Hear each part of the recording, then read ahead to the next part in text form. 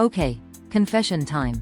Have you ever justified a splurge by saying something like, "But it was on sale, so I saved $50, woman raising hand, or maybe, "If I pay in cash, it doesn't really count"?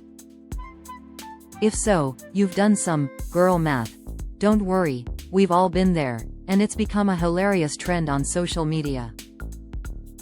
Today, we're unpacking girl math, the psychology behind those little fake savings we claim and the silly rationalizations we use to feel better about spending.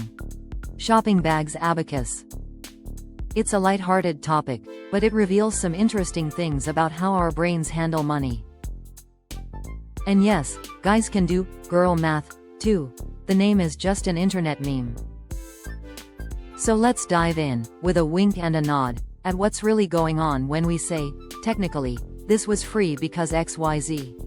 Cold sweat smile. What is girl math? It's an internet meme and trend that went viral on TikTok in 2023. Basically, it's a term for the funny math. Not real math. That people, especially young women in the trend, but honestly anyone used to justify indulgent purchases. It's those little mental loopholes and creative calculations that make you feel like you're saving money when you're really spending it. Here are a few classic examples of girl math logic that you might recognize. It's under $5, so it's free. See no evil. Ever grab a coffee or snack that's super cheap and go, it's basically nothing. In girl math world, purchases under a certain small amount don't even count. $4 latte? That's practically $0. Spoiler. It's not zero, and those $4 add up, but we'll get to that. I used a gift card, points, so I didn't spend real money. If you pay with a gift card or credit card rewards, girl math says the item was free because cash didn't leave your wallet. Got a coffee using loyalty points? Free coffee, hot beverage sparkles. Using a gift card from last Christmas? That new outfit didn't cost you a thing, right? Never mind that someone paid for that gift card or you earned those points by spending earlier. I bought it on sale, so I made money. This one's super common. This jacket was 50% off. I saved $40. In girl math land, saving $40 is akin to earning $40. The $40 you didn't spend is practically $40 in your pocket. Of course, in reality, you still spent another $40, but mentally, we focus on the saved part. As a joke, people will even say, I had to buy it. I made $40 by buying it on sale. Tongue out, cost per use makes it cheap. Example, an $800 designer bag is out of budget, until you tell yourself, I'll use it every day, and it'll last years. So maybe 300 days a year for 3 years equals 900 uses. $800 per 900 uses is less than $1 per use, totally worth it. By this logic, the more you use something, the cheaper it becomes per use, so you convince yourself it's a bargain in the long run. Money returned equals money earned. If you return an item for a refund, girl math says you made money. For instance, you buy a $50 pair of shoes, then return them. Your bank account goes up $50, so you feel $50 richer than before. It's like you think you got a $50 paycheck, when actually, you just got your own money back. Still, it feels like a win. Spend more to save more, free shipping. Have you ever added extra items to your cart just to hit the free shipping threshold? Happy person. According to girl math, if you spend $20 more to save a $5 shipping fee, you've saved $5. You got more stuff and avoided a fee, so it's a double win. One viral description put it perfectly. According to girl math, you're saving money if you spend extra to get free shipping. Guilty as charged on that one, personally. These examples are all tongue-in-cheek, and people share them on TikTok or Twitter with a lot of lol, same reactions. It's a form of financial humor. We kind of know it's BS math, but it makes us feel better. Why do we do this? Well, spending money often comes with a twinge of guilt, especially on non-necessities. Girl math offers guilt relief in a playful way. It's like we're collectively saying, haha, yes I bought those shoes, but here's my silly justification, so don't judge me, and I won't judge you. It's relatable and fun. People bond over these shared rationalizations. In a world where money can be stressful, girl math is a lighthearted coping mechanism. A little game we play to feel better about treating ourselves. Now, let's talk about the psychology behind this fake savings mindset. On a technical level, a lot of girl math comes down to what behavioral economists call mental accounting and cognitive biases. Basically, we don't treat all money equally in our minds, we put it into buckets. For instance, we see gift card money or store credit differently than cash. It feels like free money, so we're more willing to spend it. That's the cashless effect and mental accounting at work. When physical money isn't leaving our hand, it doesn't pain us as much. So paying with a gift card or points truly feels free, even though economically it's equivalent to cash you had before. Likewise, found money or refunded money doesn't get mentally labeled as income or savings, it often goes straight into our fun money bucket. Ever found $20 in an old coat and immediately thought, yay, I can splurge on XYZ? That's mental accounting. Since that $20 wasn't in your main account, it feels like bonus cash to spend. The sale justification, like, I saved $40, is tied to the framing effect. We frame the purchase in terms of gains, saving $40, rather than the loss, spending $60. Stores love this. That's why they show you how much you saved on your receipt.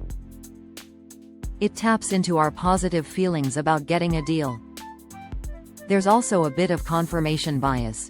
We look for info that supports buying, it's 50% off, great deal, and ignore info that doesn't, do I really need this? And of course, cognitive dissonance is at play. We want to see ourselves as responsible, but we also want the nice thing. So our brain says, how do I resolve this conflict? I know, I'll invent a reason that buying this is responsible or at least not a big deal. Boom! It was practically free because sale, cash, points, etc. Dissonance eased. Relieved face. Now, all of this is generally in good fun when it's just an occasional Starbucks or sale item. But, important, if you take girl math seriously in your real finances, it can be dangerous. The viral trend has its critics, and for good reason. Consistently justifying overspending with fake math can wreck your budget. For instance, always telling yourself, under $5 doesn't count, could lead to lots of $5 purchases, which do count and might blow your budget. One financial writer pointed out that a daily $5 coffee that you mentally write off as basically free is actually about $150 a month, which is $1,800 a year, not so insignificant. Those little, don't count, purchases can sneak up on you, death by 1,000 cuts style. Similarly, thinking you made $40 on that sale could tempt you to go spend that $40 elsewhere, so you end up spending more than you intended in total. There's also a conversation about the name, girl math, itself. Some people worry it plays into negative stereotypes, like the old trope that girls aren't good at math, or are irrational with money. The trend started as women poking fun at themselves, reclaiming the joke.